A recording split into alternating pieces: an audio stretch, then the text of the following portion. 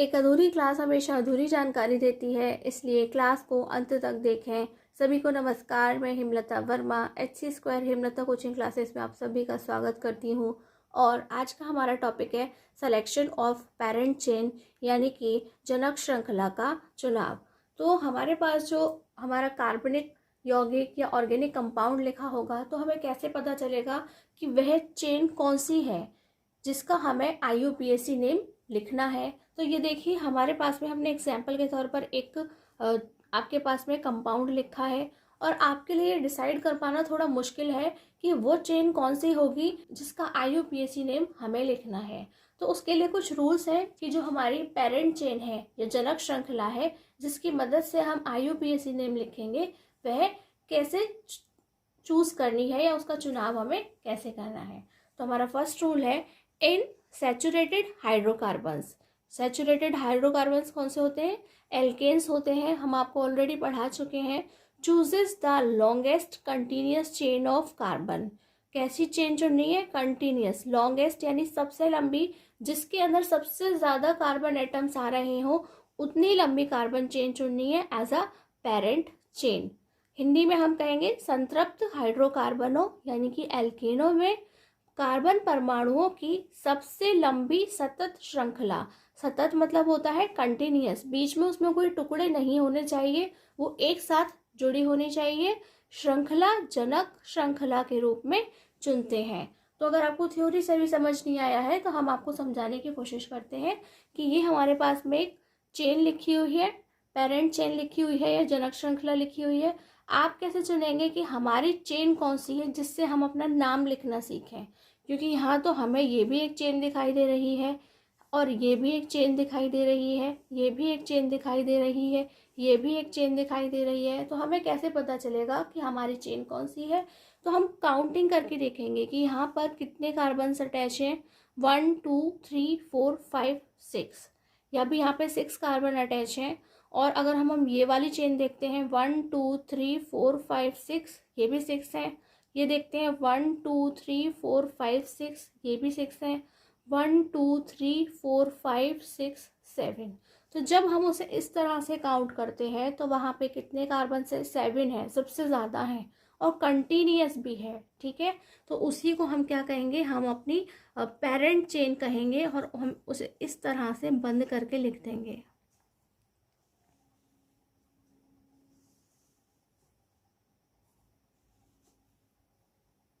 तो ये हमारी लॉन्गेस्ट कार्बन की चेन है, या कि सबसे लंबी हमारी कार्बन की चेन है।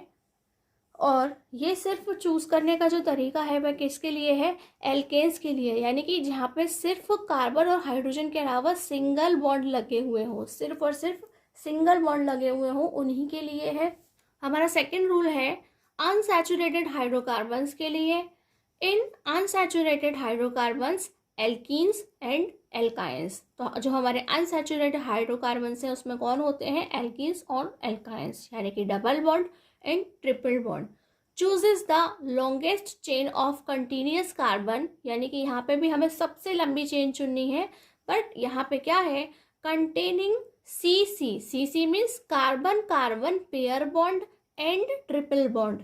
उनके बीच में या तो कार्बन के साथ में डबल बॉन्ड बन रहा हो या ट्रिपल बॉन्ड बन रहा हो, ऐसी चेन चुननी होती है।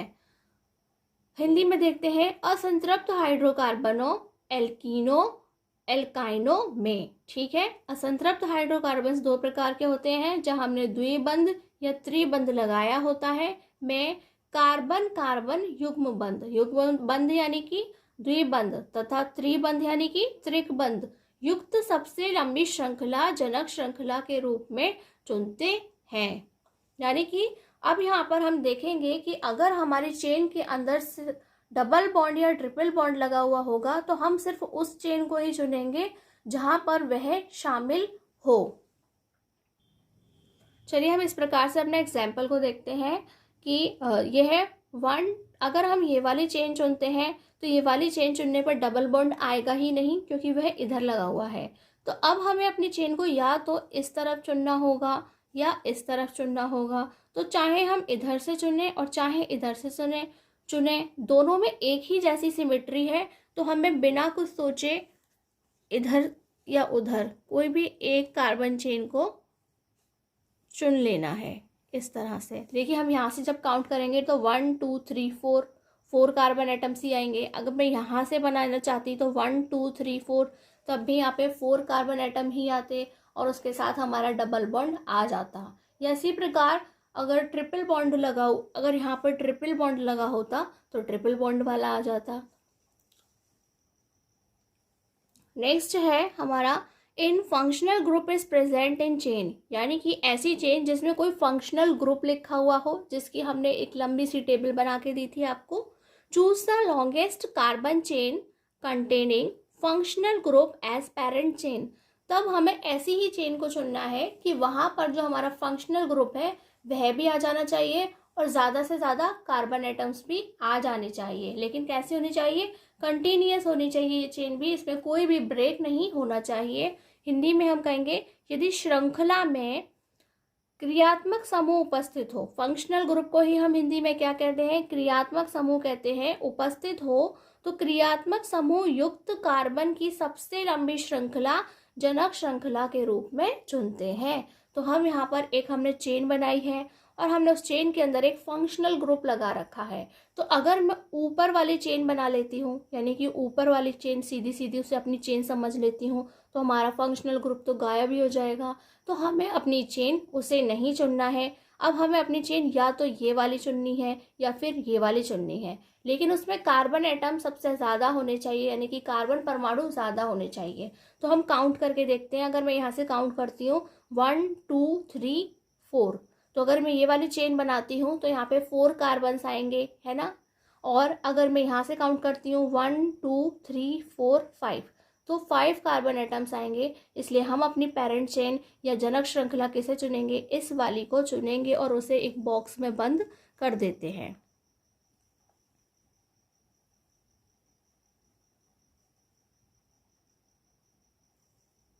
इस तरह से। और ये हमारा लास्ट रूल है, if more than one functional group is present in chain, यानी कि हमारी चेन के अंदर एक से ज़्यादा फंक्शनल ग्रुप्स जुड़े हुए हों, chooses the most carbon chain containing maximum number of functional groups. तब भी हमें कैसी चेन चुननी है? जहाँ पर ज़्यादा से ज़्यादा कार्बन आ जाए और उसके साथ साथ जितने भी हैं सभी की सभी मैक्सिमम नंबर, यानी कि ज़्यादा से ज़्यादा जितने भी हैं सारे के सारे फंक्शनल ग्रुप उसमें शामिल हो जाएं। And pair bond and triple bond as parent chain. और इसके अलावा अगर उसमें डबल बॉन्ड या ट्रिपल बॉन्ड भी लगे हुए हैं तो वो भी उस चेन के अंदर आ जाएं, यानी कि कुछ भी नहीं बचना चाहिए। ऐसी चेन हमें चुननी होती है। हिंदी में कहेंगे यदि श्रृंखला में एक से अधिक क्रियात्मक समूह उपस्थित हो तो अधिक से अधिक क्रियात्मक समूह युग्मबंध त्रिकबंध युक्त कार्बन की सबसे लंबी श्रृंखला जनक श्रृंखला के रूप में चुनते हैं। यानी कि उसके अंदर अगर एक ही चेन में डबल बॉन्ड ट्रिपल बॉन्ड और चाहे जितने ही हमारे फंक्शनल ग्रुप्स को लगा दिया जाए, तो ऐसी चेन चुननी पड़ेगी कि उसके अंदर वे सभी शामिल हो जाएं। जैसे कि मैंने यहाँ पे एक कार्बन की चेन लिखी है, तो आप देख रहे होंगे इस साइड ये क्या है? COOH एक फंक्शनल ग्रुप है। हम इसे क्या बोलते हैं? कार्बोक्सिलिक एसिड बोलते हैं। ये जुड़ा हुआ है और दूसरी तरफ हमारा डबल बॉन्ड लगा हुआ है। तो अगर हम ये वाली चेन देखने में काफ़ी लंबी है, 1 2 3 4 5, उसमें 5 कार्बन एटम्स आते हैं या 5 कार्बन के परमाणु आते हैं, लेकिन ऐसे अगर हम इसे चुन लेते हैं तो जो हमारा डबल बॉन्ड है वह छूट जाएगा। हमें उसे नहीं चुनना है, हमें ऐसा चुनना है कि हमारा डबल बॉन्ड भी आ जाए, हमारा फंक्शनल ग्रुप है वह भी उसके अंदर इंक्लूड हो जाए। तो हम ये वाली चेन चुनेंगे, 1 2 3 4 वाली चेन चुनेंगे और इस तरह से हम इंडिकेट कर देंगे कि भाई इस क्वेश्चन के अंदर या यहाँ पे जो भी हमारा ऑर्गेनिक कंपाउंड लिखा हुआ है उसके अंदर ये वाली चेन है, जिसकी मदद से हमें IUPAC नेम को लिखना है। तो ये सिर्फ 4 ही रूल्स थे। और इसके अलावा क्या करना है? हमें नंबरिंग करनी है। हमारी जो ये पेरेंट चेन है उसमें हमें काउंटिंग करनी पड़ती है कि किसे हम फर्स्ट वाला कार्बन कहेंगे और किसे हम लास्ट वाला कार्बन कहेंगे, उसको तय करना होता है। तो उसके लिए हमने आपके पास में कुछ रूल्स नहीं लिखे हैं, कुछ एग्जाम्पल्स लिखे हैं, उनकी मदद से आपको समझाएंगे ताकि आपको आसानी से समझ में आए। तो ये है हमारी नंबरिंग ऑफ पेरेंट चेन। हमें किस तरह से इनके रूल्स को पढ़ना है, यानी कि जनक श्रृंखला का अंकन करना। कैसे हम गिने कि हमारा फर्स्ट वाला कार्बन कौन सा है और लास्ट वाला कार्बन कौन सा होगा, हम कैसे उन्हें पढ़ेंगे। इन एल्केन्स यानी कि एल्केनों में यदि वहाँ पे एल्केन्स होंगे, उसका मीनिंग क्या है कि कार्बन और हाइड्रोजन के अलावा वह क्या होगा, वहाँ पर सिंगल बॉन्ड लगा हुआ होगा।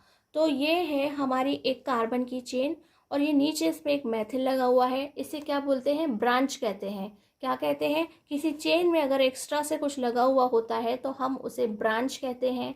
और जो ब्रांच होती है हिंदी में उसे पार्श्व श्रृंखला कहते हैं। क्या कहते हैं, पार्श्व श्रृंखला कहते हैं। तो हम अपनी चेन को कैसे चुनेंगे, देखिए अगर मैं अपनी चेन ये वाली बनाती हूँ 1 2 3 4, या दूसरा ऑप्शन है 1 2 3 4, अगर दोनों में ही सेम आ रहे हैं, चाहे हम ऐसे चुने या ऐसे चुने, तो हम 4 देखेंगे। ये नहीं चुनेंगे, ये छोटी है 1 2 3, तो हम इसे नहीं चुनेंगे, सीधी वाली उसे चुन लेते हैं। और नंबरिंग करने के लिए पहले हमें देखना पड़ेगा कि ये जो ब्रांच है वह किसके पास में आती है। ठीक है, अगर मैं यहाँ से कार्बन को 1 2 3 4 कहती हूँ तो ये 2 नंबर पे आएगी। मैं आपको लिख करके दिखाती हूँ 1 2 3 4। अगर मैं यहाँ से 1 2 3 4 स्टार्ट करती हूँ तो ये जो हमारी ब्रांच है वो नंबर 2 पर आती है। और अगर मैं यहाँ से लिखती हूँ 1 2 3 4, तो ये जो ब्रांच है वो 3 नंबर पे आती है। तो हमें कौन सा वाला चुनना है, जहाँ से पास में आती है। यानी कि अगर मैं यहाँ से कार्बन की चेन शुरू करती हूँ तो जो मैथिल है, जो हमारे ब्रांच के रूप में या पार्श्व श्रृंखला के रूप में मैथिल लगा हुआ है, वो 2 नंबर पे जब आएगा तो हमें समझ जाना है कि यहाँ से पढ़ना है, ये सही तरीका है, और ये वाला जो है वो गलत तरीका है। तो इस तरह से जहाँ पे ब्रांच पास में निकला हुआ होगा, हमें वहाँ से अपनी चेन को पढ़ना है और वहीं से हमारा फर्स्ट और लास्ट वाला कार्बन डिसाइड करना है। नेक्स्ट क्या है, हमने एक और एग्जाम्पल लिखा है एल्केन के लिए। ये वही है जिसे हमने अभी आपको चेन सिलेक्शन के दौरान सबसे पहले बताया था कि जो हमारी लॉन्गेस्ट चेन है वह कैसे बनेगी, वह इस तरीके से बनेगी। वहाँ पर क्या आ रहे थे, 7 कार्बन एटम्स आ रहे थे, या 7 कार्बन परमाणुओं से मिलकर बनी थी। सबसे लंबी चेन यही थी। और इसमें हम कहाँ से अपने कार्बन्स को पढ़ेंगे, तो हम देख लेते हैं। जैसे यहाँ पे एक ब्रांच निकला हुआ था, यहाँ पर 2 ब्रांचेस निकले हुए हैं। एक हमारा मैथिल का ब्रांच और दूसरा हमारा एथिल का। 2 है यानी कि 2 लगे होंगे कार्बन, तो वो क्या होगा, एल्किल। उस एल्किल का नाम होगा एथिल। ठीक है, अब हमें अपनी पेरेंट चेन को किस तरीके से पढ़ना है, उसके लिए हम काउंटिंग्स को लिख करके देखते हैं। पहले हम ऊपर से बना रहे हैं 1 2 3 4 5 6 7। तो जब हमने ऊपर से काउंटिंग्स लिखी तो हमने देखा जो हमारे ब्रांचेस हैं, एक नंबर 2 पर आ रहा है और दूसरा नंबर 4 से जुड़ा हुआ है। ठीक है, तो वो 2 और 4 नंबर पे आते हैं। लेकिन अब हम नीचे से देखेंगे तो हम किस तरह से पढ़ेंगे, 1 2 3 4 5 6 7। तो जब हमने नीचे से काउंटिंग्स को लिखना स्टार्ट किया, यानी दूसरे सिरे से लिखना शुरू करा, तो हमने देखा कि जो हमारे ब्रांचेस हैं वह नंबर 4 और नंबर 6 पर आ रहे हैं। तो 2,4 वाला पास है और 4,6 वाला दूर है। तो जब हमें कहीं जाना होता है तो हम हमेशा कौन सा रास्ता चुनते हैं, जो पास हो, जो जल्दी से हमें उस जगह पर ले जाए जहाँ हमें जाना है। जो भी हमारा गंतव्य होगा वो हमें वहाँ पर पहुँचा दे। तो हमें भी यहाँ पे यही करना है कि यहाँ से ब्रांचेस पास पड़ रहे हैं तो ये वाली काउंटिंग का तरीका सही है और ये वाला गलत है। नेक्स्ट है हमारा इन एल्कीन्स, यानी कि एल्कीनों में। एल्कीन का मीनिंग क्या है, डबल बॉन्ड।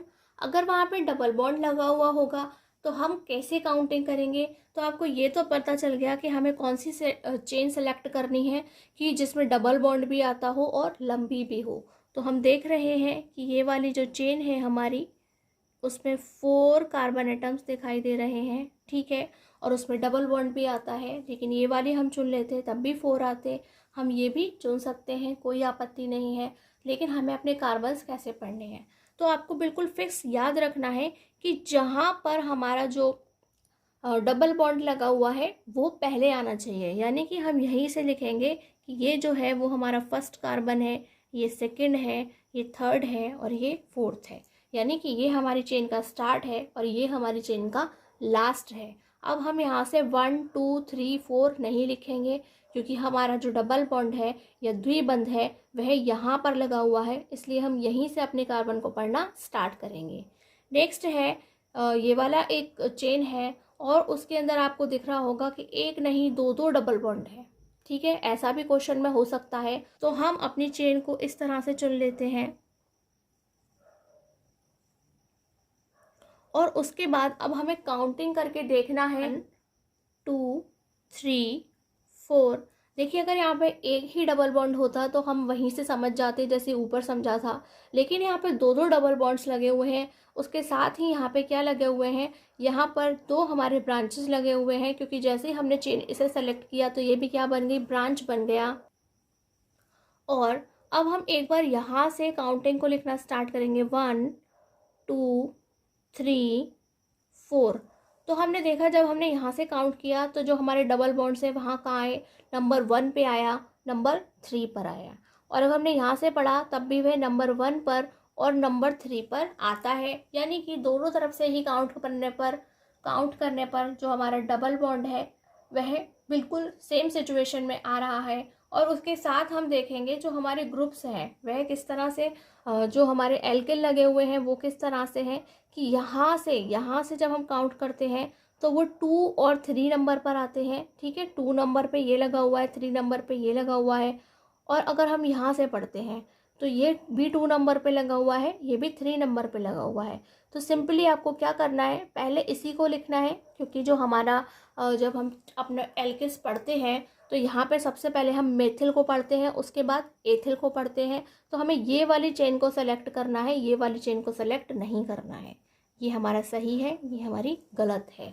तो चेन पढ़ने का तरीका क्या होगा कि पहले हम ये वाला लिखेंगे, फिर हम ये वाला लिखेंगे और फिर उसके बाद हम अपनी चेन के बारे में लिखेंगे। चलिए, नेक्स्ट है हमारा इन एल्काइंस, यानी कि एल्काइनों में कैसे चेक करते हैं। एल्काइन यानी क्या है, ट्रिपल बॉन्ड, यानी कि हमारा त्रिबंध उसके अंदर लगा हुआ होता है। तो हमने देखा कि ये हमारी एक कार्बन की चेन है और अब हमें ऐसा ही सेलेक्ट करना है जिसके अंदर ज़्यादा से ज़्यादा कार्बन्स भी आ जाएं और उसके अलावा ये जो हमारा ट्रिपल बॉन्ड लगा हुआ है यानी कि त्रिबंध लगा हुआ है वह भी आ जाए। तो अगर मैं सीधे से चेन को पढ़ती हूँ तो 1 2 3 4 5 कार्बन एटम्स आते हैं। और अगर मैं यहाँ से पढ़ती हूँ तो 1 2 3 4 5 कार्बन एटम्स आते हैं और मैं यहाँ से पढ़ती हूँ तो 1 2 3 आते हैं। तो अगर मैं ये चुनती हूँ तो ट्रिपल बॉन्ड आएगा ही नहीं, मैं ये चुनती हूँ तब भी इक्वल है, मैं ये चुनती हूँ तब भी इक्वल है। तो हम अपनी सीधी वाली को ही पेरेंट चेन मान लेंगे बिना कुछ सोचे समझे। लेकिन ये कैसे तय करेंगे कि जो हमारा फर्स्ट और लास्ट कार्बन कौन सा है, तो हम देखेंगे कि जहाँ से ट्रिपल बॉन्ड पास पड़ता हो। अगर मैं यहाँ से देखूंगी तो देखिए पास है और यहाँ से देखूंगी तो दूर है। तो ये अगर हम काउंटिंग लिखते हैं 1 2 3 4 5 और मैं एक बार यहाँ से लिखती हूँ 1 2 3 4 5। तो जैसे हम यहाँ से काउंट करेंगे तो वह नंबर 2 से ही अटैच हो रहा है और अगर हम यहाँ से देखेंगे तो वह नंबर 3 से अटैच हो रहा है। तो पास कौन सा है, नंबर 2 वाला है, यानी कि वही क्या है, वही सही वाला है और ये जो है वो गलत वाला है। यानी कि हमारी फर्स्ट जो कार्बन है चेन के अंदर वो ये है और लास्ट वाला ये है और उसके साथ ही क्या है, एक ब्रांच भी निकला हुआ है। तो हमें कोई फ़र्क नहीं पड़ता, यहाँ से काउंट करने पर हमारा ब्रांच 4 नंबर पे आता है और यहाँ से हमारा पढ़ने पर 2 नंबर पे आता है पढ़ने पर, तो उससे कोई फ़र्क नहीं पड़ता। यहाँ पे सबसे ज़्यादा इंपॉर्टेंस ट्रिपल बॉन्ड को मिलेगी। तो हमारा एग्जाम्पल सेकेंड देखते हैं। तो हमने देखा कि यहाँ पे तो ट्रिपल बॉन्ड भी है और इसके अलावा यहाँ पे ब्रांचेस भी बने हुए हैं। तो हम कैसे डिसाइड करेंगे कि हमारी कौन सी चेन होगी और उसकी नंबरिंग हम कहाँ से करेंगे, यानी कि फर्स्ट कार्बन कौन सा होगा चेन का और लास्ट कार्बन कौन सा होगा। तो सबसे पहले जब हम अपनी चेन चुन लेते हैं तो चेन हम इस तरह से चुनेंगे कि हमारा ये इंक्लूड होना चाहिए और ज़्यादा से ज़्यादा कार्बन एटम्स आने चाहिए। तो अगर मैं यहाँ से सिंपल गिनती हूँ तो 1 2 3 4 5 कार्बन्स आते हैं। अगर मैं यहाँ से चेन बनाती हूँ तब भी 5 आते हैं और अगर मैं यहाँ से बनाती हूँ तो 6 आते हैं। 1 2 3 4 5 6, यानी कि यही हमारी कार्बन चेन है जिसमें ज़्यादा से ज़्यादा कार्बन्स और हमारा जो क्या है ट्रिपल बॉन्ड भी इंक्लूड हो रहा है। यही हमारी चेन है। तो अब हम उसे किस तरीके से पढ़ेंगे, तो ये है हमारा 1 2 3 4 5 6। तो अगर हम यहाँ से पढ़ते हैं तो ये जो क्या है, आप इसे इस तरह से लिख लीजिए, ज़्यादा इजी रहेगा लिखना। इस तरह से चेन बना लीजिए। और अगर हम यहाँ से देखते हैं तो 1 2 3 4 5 और ये 6। यहाँ से पढ़ती हूँ तो सेकंड नंबर पे आता है, और यहाँ से ला करके पढ़ती हूँ तो वो 4 नंबर पे आता है। तो जो दूर वाला है वह गलत है, जो पास वाला है वह सही होता है। नेक्स्ट देखते हैं इन फंक्शनल ग्रुप्स यानी कि क्रियात्मक समूहों में, यानी कि अब ऐसी चेन जिसमें कोई फंक्शनल ग्रुप या क्रियात्मक समूह लगा हो, जैसे हमने यहाँ पे CHO लगाया है, तो हमारी चेन वही होगी, लॉन्गेस्ट चेन वही होगी जिसमें ये भी शामिल हो। तो हम अगर इसे ऐसे पढ़ेंगे तो ये तो गायब ही हो जाएगा, और हम ऐसे पढ़ते हैं तो उसमें 1 2 3 4 कार्बन एटम्स आएंगे, 4 ही कार्बन आएंगे। और अगर हम यहाँ से देखते हैं तो 1 2 3 4 5 आएंगे। तो हम उसे चुनेंगे जिसमें ज़्यादा कार्बन भी आ रहे हों और फंक्शनल ग्रुप यानी कि क्रियात्मक समूह भी आ रहा हो, वो हमने चुन ली। लेकिन हम अपनी काउंटिंग करेंगे तो यहाँ पे बेझिझक हमें यहाँ से काउंटिंग करना स्टार्ट करना है, क्योंकि यहाँ पर हमारा फंक्शनल ग्रुप पास में आता है, पहले आता है। तो 1 2 3 4 5। अब हमें यहाँ से काउंटिंग लिख के भी चेक करने की कोई ज़रूरत नहीं है, क्योंकि हमें वहीं से पढ़ना है हमारे कार्बन्स को जहाँ से उसमें एक ग्रुप लगा हुआ है। और अब हम नेक्स्ट वाला एग्जाम्पल देखते हैं कि वहाँ पर एक ग्रुप भी लगा हुआ है, साथ साथ में डबल बॉन्ड भी लगा हुआ है। तो अब हमें कैसी चेन चुननी है जिसके अंदर हमारा जो डबल बॉन्ड है यानी कि द्विबंध है, और यहाँ पे जो क्रियात्मक समूह लगा हुआ है वह भी आ जाना चाहिए। तो हम बिना झिझक के अपनी चेन ये वाली चुन लेते हैं।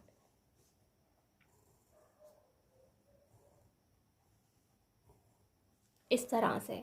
और उसके बाद में अब हमें क्या करना है, काउंटिंग करनी है। तो हम काउंटिंग कहाँ से करेंगे, जब हमारे पास में कोई भी बॉन्ड यानी कि डबल बॉन्ड या ट्रिपल बॉन्ड और जो हमारे फंक्शनल ग्रुप्स हैं वह एक साथ आ जाते हैं। तो आपको याद रखना है कि हमें इन फंक्शनल ग्रुप्स को ज़्यादा इंपॉर्टेंस देनी है, और उसके बाद जो इंपॉर्टेंस है हमारे डबल बॉन्ड या ट्रिपल बॉन्ड को देनी है। तो अब हम देखते हैं। तो चलिए हम काउंटिंग करने के बारे में, दोनों तरफ से काउंटिंग करने की कोई ज़रूरत ही नहीं है, हम डायरेक्ट यहाँ से कर लेते हैं। तो ये हो जाएगा हमारा फर्स्ट कार्बन, ये सेकंड वाला, ये थर्ड वाला, और ये हमारा फोर्थ वाला। तो यहाँ से हम हमारा जो फर्स्ट कार्बन है ये होगा और फोर्थ वाला ये वाला होगा। इस तरह से हम अपनी चेन में नंबरिंग करेंगे कार्बन की। और नेक्स्ट देखते हैं, ये देखिए अब हमारे पास में एक और कार्बन चेन है, यानी कि 1 2 3 4 कार्बन हैं, लेकिन इसके पास में दो दो ग्रुप्स लगे हुए हैं। ठीक है, ये क्या है, हेलोजन फैमिली के मेंबर्स हैं, जिन्हें हम ये क्लोरीन और ब्रोमीन के नाम से जानते हैं। अब देखना ये है कि कार्बन चेन तो यही रहेगी, क्योंकि कार्बन ऊपर ही लगे हुए हैं, नीचे लगे हुए नहीं हैं।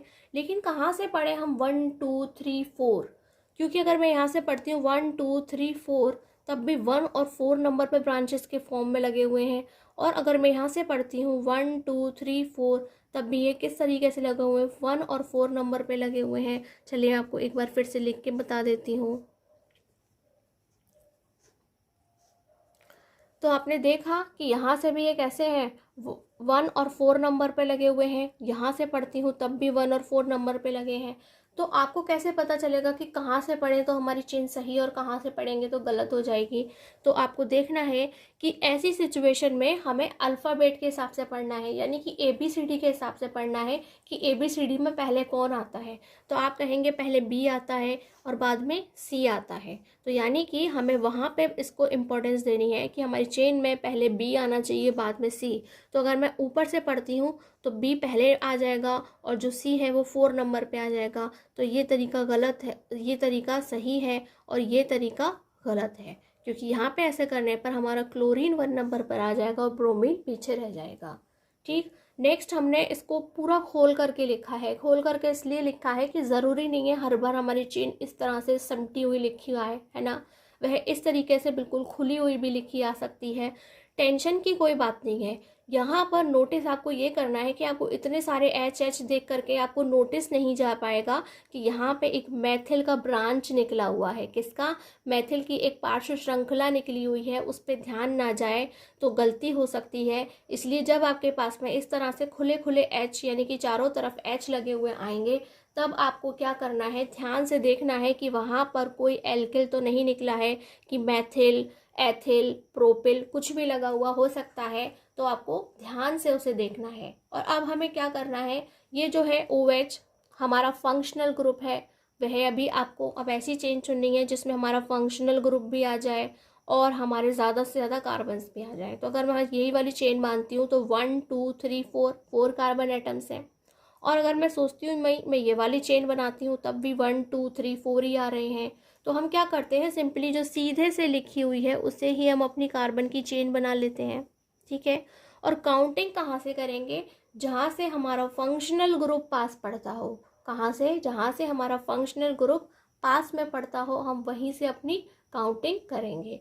तो ये है हमारा 1 2 3 4 और यहाँ से करेंगे तो 1 2 3 4। तो यहाँ पे एक ब्रांच भी निकला हुआ है और एक ग्रुप भी लगा हुआ है, तो हम इम्पोर्टेंस किसे देंगे? अब हम अपने हमारा जो ग्रुप है उसे इम्पोर्टेंस देंगे। तो अगर हम यहाँ से 1 यहाँ से पढ़ते हैं तो हमारे 1 नंबर पे जो है वो ग्रुप आएगा और 3 नंबर पे ब्रांच आएगा, तो हम उसे पढ़ेंगे। लेकिन हम यहाँ से पढ़ते हैं तो क्या हो जाएगा, 2 नंबर पे ब्रांच आएगा और 4 नंबर पे ग्रुप आएगा, तो वो गलत हो जाएगा। ये वाला सही हो जाएगा क्योंकि यहाँ से पास में आता है।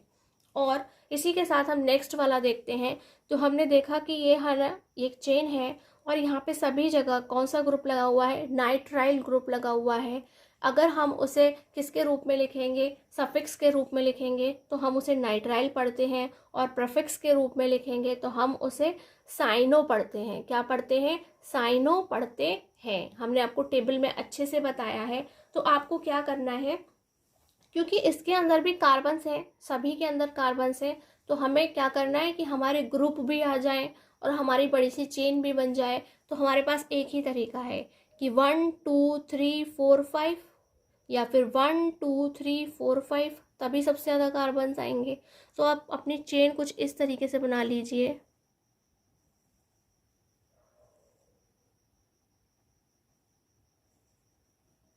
क्योंकि हमारी चेन कैसी होती है, कंटिन्यूअस होती है, हमें उसे टुकड़ों में तोड़े बिना बनाना होता है। तो यही एक तरीका है जिसमें सबसे ज़्यादा कार्बन्स भी होंगे, यानी कि 5 कार्बन भी आ जाएंगे। और हमारे ये क्या है, ये 2 फंक्शनल ग्रुप्स भी इसमें आ गए और एक जो है वह किस रूप में आ गया, ब्रांच के रूप में आ गया। तो हम काउंटिंग कहाँ से करेंगे? देखिए, अगर मैं बाहर से काउंटिंग करती हूँ कि 1 2 3 4 5, तब भी हमारा जो ब्रांच है वह कहाँ आएगा, नंबर 3 पर। अगर मैं यहाँ से पढ़ती हूँ 1 2 3 4 5, तब भी हमारा ब्रांच 3 नंबर पे आएगा। तो आपकी इच्छा, आप उसे कहीं से भी फर्स्ट और कहीं से भी लास्ट कहिए।